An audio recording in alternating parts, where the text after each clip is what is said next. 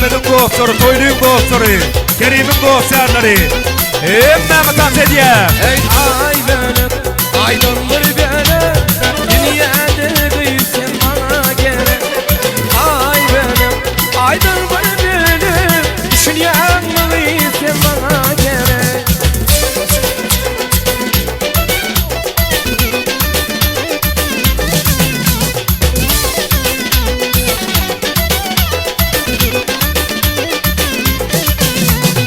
Ayıp etmeminle ayrılmam senin, dedim artar canım günle günle.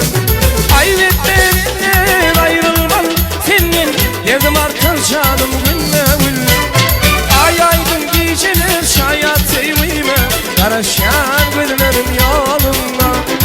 Ay aydın geceler şayet sevime, karışan gözlerim